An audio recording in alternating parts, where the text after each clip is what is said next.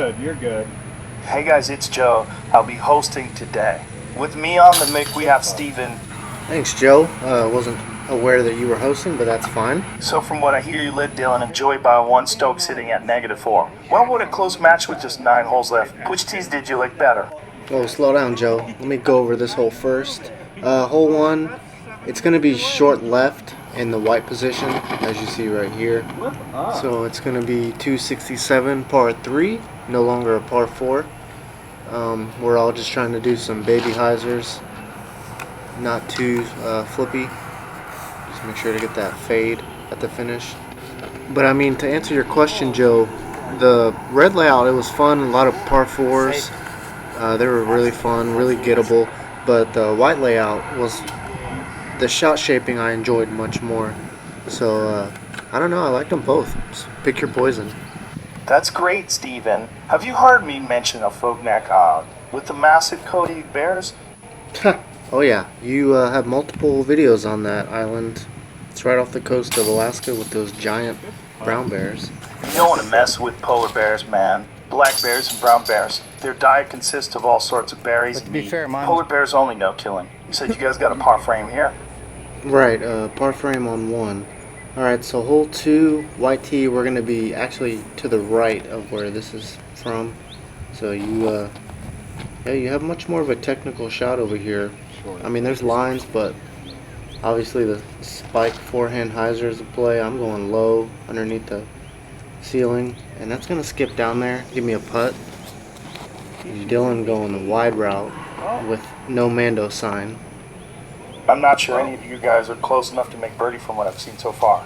Some subpar drive is what I saw. That's what I'm saying. First we have a look at Dylan's shot, which he pulled it nice and good. Let me guess, Steven, tomorrow mail's coming my way. Is this a sick joke? What? Airmails?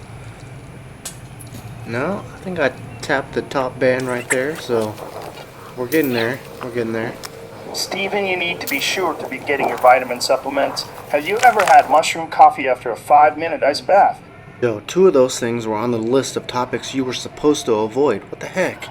I'm sorry. All 3, the famous Joeys from the red tee, but things are different now. An AC would be a great way to get this back nine going. From the white tee, I see a double Mando. This hole looks more difficult here. Joey's gonna smoke that first tree, should be able to manage a par from there. You're gonna get buttery and get through the gap and leave yourself a tester putt. Yeah, I'm not sure that's quite a tester, but I mean, we'll see. Dylan going mid. He's going to hit the Mando, but he's going to pull it a little right. He'll have an open putt. We got some nice female mallard ducks floating by. Kind of a weird spot for them to be. And I think Joey's going to end up saving that par. Straightforward hyzer. Dylan to get a stroke on Joey. Sometimes when I'm feeling pretty scummy, I just go watch a few of your videos. The amount of C1 misses truly makes me feel better about myself. Well, what a very interesting thing to say. Okay, we see Joey missing right there, and I will collect that bird. So, give me a 2-stroke lead over them boys, I want to say. With the way these holes are unfolding, I feel like you need almost 6 strokes to feel even an ounce of comfortability at this point. Oh, for white tee, the 150 feet looks to really test the fate of your drive off the tee. Yeah, this is the view from the red tee, so you'll see the white tee here shortly.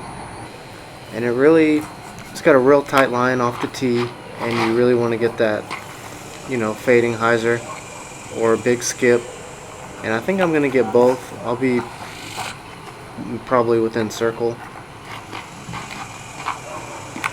Dylan just going to pierce it as well. Good shot. And Joey's going to get that tree. 2 out of 3 is not bad. I've continued to see that Joey has been fairly consistent at saving his par. Right, yeah, his tee shots haven't been all there, but he's been saving them pars. Dylan with a longer look for bird. Pretty close. And then me with a little bit closer look. Oh And I think that's our first birdie of the back nine. Or no, maybe second. Second. So that'll give me a 3-stroke lead on them boys. How do you feel about that, Joe? Oh yeah. Bro saw Joey's ace and was hardly impressed. Nothing I've seen today even resemble anything I'd be proud of. I could kick your butt left-handed. Alright, hole 5, white tee, 275. The tee's moved over to the left, so it turns into, from a straight shot to a bit of a turnover for me. Dylan and Joey, they're going to be going forehand. I feel like only a fruitcake would throw a forehand. I mean, yeah, I'm not going to argue with that. Dylan's going to get caught up on the left side. And I think Joey's going to do the same as well. He's a little bit closer than Dylan. Holy cow, that was close to going in. Oh, then we have Joey on his knees. Looks to be at extreme comfort on the knees. Well, get him, Joe.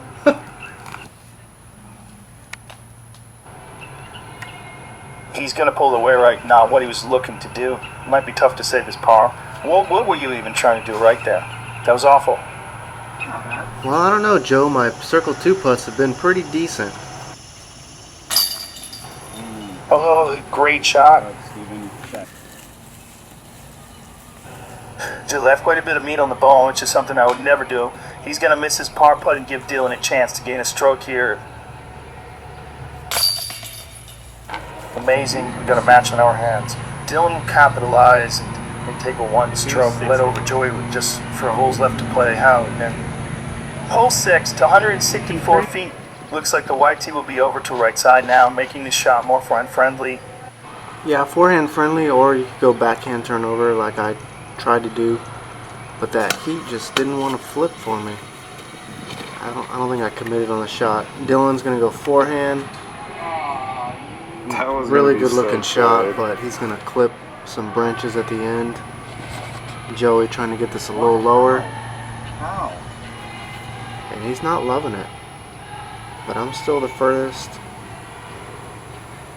Trying to pitch up, save a par. You can't get a chimp neutered. I mean, would you rather get attacked by Tiger or Champ if all you had was a pocket knife? Wow, great question, Joe. I'm not sure about that. Dylan's going to miss his bird. Joey's going to tap in all these pars for us. Not what we're looking for, another par frame. Hey boys, we got hole 7 here, shortened by a little less than 50 feet. Goes from a par 4 to a par 3. This will make this a rather difficult hole. Yeah, that's a good observation. With the low ceiling and tight gaps, it makes it tough. Definitely a momentum changer for sure. And I'm not trying to mess around on this hole again because I got lucky with a par last time on this hole with it being a par 4. So I felt good for that. Dylan's not going to hit any trees. He's going to get through. And let's see if Joey can get there. I don't think he's, yeah, to the ground. A little short. Some good drives finally. I have a feeling Joey's going to put this close while it skipped up near the basket. Yeah, I think that went pretty long. Pretty sure that was his Firebird. I think me and Dylan have jump putts, although I'm going to leave some meat on the bone right there. I think Dylan gets this pretty close. Oh yeah. Count it. Drop in par. Not bad. And Joey going to drop another stroke. Not what he was looking to do, which is 2 holes left. Great pars from you, Dylan. I'm learning so much about disc golf. That's great, Joe. I'm glad you could come out, make the drive from Austin. Okay, what do we have here? Hole 8 looks to be a dead straight 300-foot but through the low ceiling. What else is new? Yeah, I mean, you pretty much nailed that right on the money. The white tee's going to be a little further back to the right. I see you hitting a tree. I'd be willing to bet a large amount of money that you guys don't get any birdies here on this hole. I'd probably take that bet with Dylan and Joey's forehand dominance, because that kind of does play out pretty well in this hole. But Joey is going to leave that with too much hyzer, but I think they both have putts. And I got a little jumper, though, around this tree.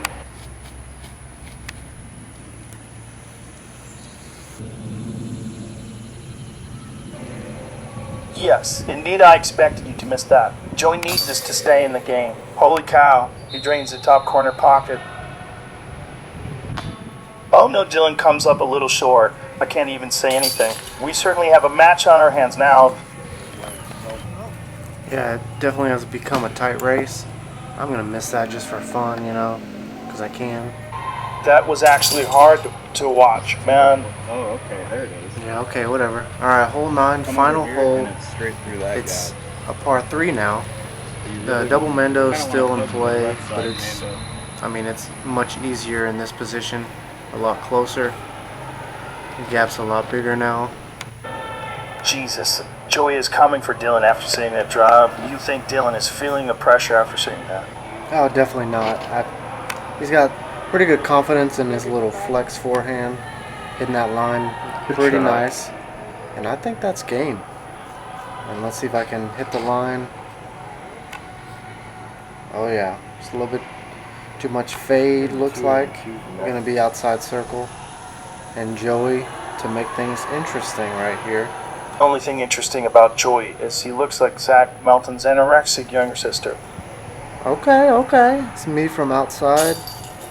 Nice jump putt. Thank you. Alright, all Dylan's really got to do is lay this up. But he gives it a respectable bid.